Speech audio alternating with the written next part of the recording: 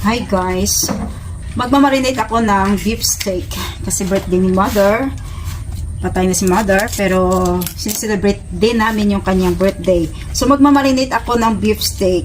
So lagyan ko muna ng oyster sauce and magic sarap, no, para malasa yung beef. Mamarinate ko to ng 1 oras lang bago lulutuin. Yan. Black pepper, hindi mawala yung black pepper guys, kasi nga yung black pepper nagpapatanggal yan ng lansa. Lagyan ko naman ng black pepper. Tapos yung kalamansi, bali 6 na piraso ng kalamansi ito, yung marinate. Yan, ganun na ako magano, simple lang. Simple lang pero rock.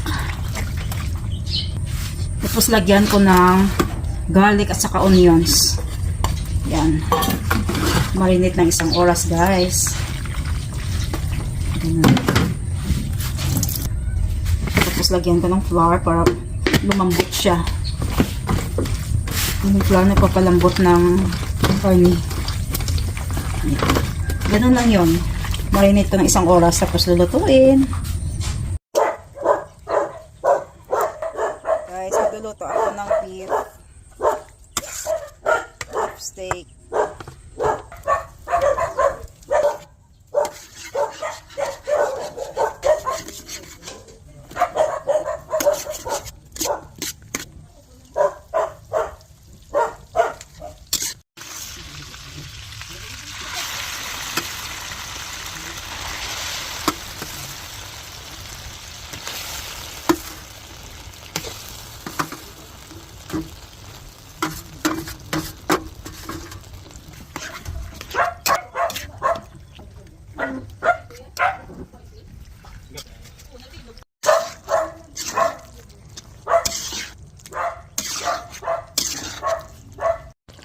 Lagyan ko ng asin.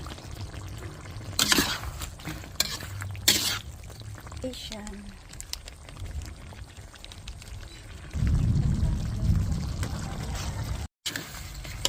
Okay guys, luto na yung beef. So ilalagay ko yung onions. Yung sliced onions. Yan. Sarap ito guys. Kain tayo ng lunch.